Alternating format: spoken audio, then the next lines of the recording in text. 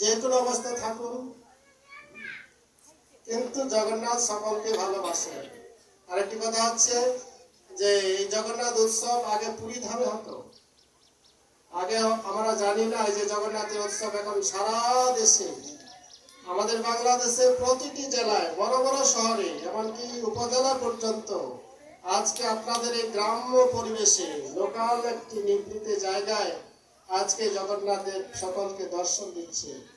এটি অত্যন্ত সৌভাগ্যের বিষয়। শুধু তাই নয়, আজকে আন্তর্জাতিকভাবে পৃথিবীর প্রতিটি দেশে, প্রতিটি শহরে আজকে জগন্নাথের উৎসব মহা আড়ম্বরে পালিত হচ্ছে, যাতে কি সবাই জাতি বর্ণ নির্বিশেষে সকলেই জগন্নাথকে দর্শন করার সৌভাগ্য লাভ করতে পারছে এবং জগন্নাথের কৃপা, জগন্নাথের সেবা করার সুযোগ লাভ করতে পারছেন। হরে কৃষ্ণ। বুঝতে পারছেন? এজন্য একটি মহান সুযোগ। আসলে আমাদের এইভাবেই আমাদের জীবনকে সার্থক করতে পারি।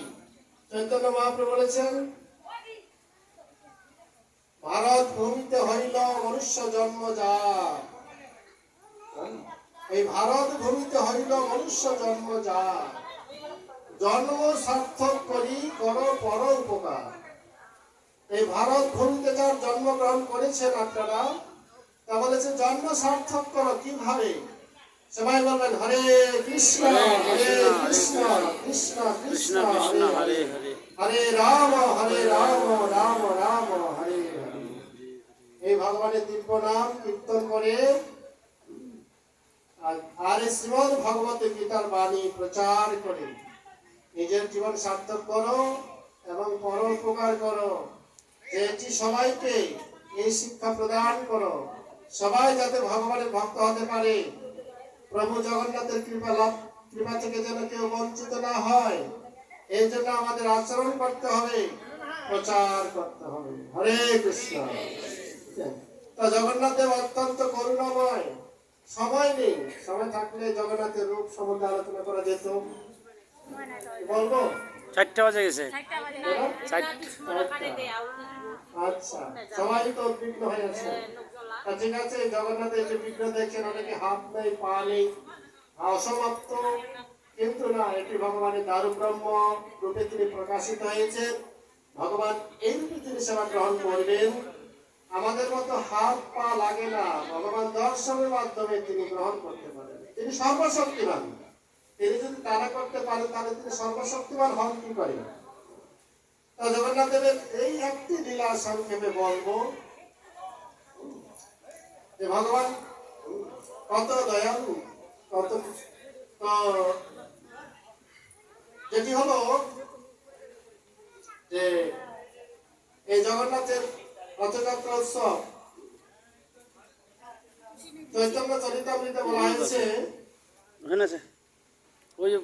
দিল্লিতে একটা দর্জি ছিল, দিল্লি, তার নাম হচ্ছে পরমেশ্বর দর্জি। সে অনেক সেলাই কাজ এক্সপার্ট, সেলাই কাজ জানত। আর দিল্লিতে মুসলমান রাজা ছিল সে সময়। তো এই দর্জি কে সব কাজ কাপড় সেলাই করতে দিত রাজা। একদিন কি করেছে, তাকে দুটো বালিশ সেলাই করতে দিয়েছে। হরে কৃষ্ণ। বালিশ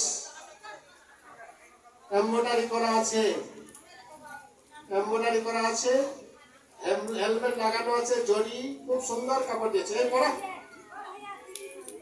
পরে তো বলছে তুমি ভালো করে দুটো আমার দুটো বালিশ করে দেবে, এমন সেলাই করবে কেউ যেন দেখতে না পায়। তখনকার দিনে রাজা ভাস্কর ভোগ করতো। কি হয়েছে, বালিশ সেলাই করতে দিয়েছে, দর্জি বালিশ সেলাই করছে, এত সুন্দর বালিশ হয়েছে। তো দর্জি মনে মনে ভাবছেন যে আমি এত সুন্দর বালিশ সেলাই করছি, এটি মুসলমানের রাজা ভোগ করবে, এটি যদি প্রভু জগন্নাথের সেবায় লাগতো খুব ভালো হতো, এরকম তার ইচ্ছা ছিল। তো বালিশ সেলাই হয়ে গেছে, দর্জিটি তখন ঘুমিয়ে পড়েছে। আর সেই দিন ছিল রথযাত্রা, পুরীতে রথযাত্রা উৎসব হচ্ছে।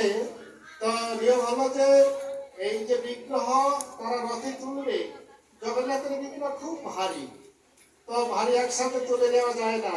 সুভদ্রা এবং যে সুদর্শন আছে তাকে তুলে নেওয়া হয়, কিন্তু বলরাম এবং জগন্নাথ খুব ভারী, তো কি করে তারা নিয়ে যায় একটি বালিশের উপর রাখে, তারপর সামনে আরেকটি বালিশ দেয়, তারপর আরেকটি বালিশের উপরে দেয়, এইভাবে বালিশের উপরে রেখে রেখে তারা ওই রথে তুলবেন।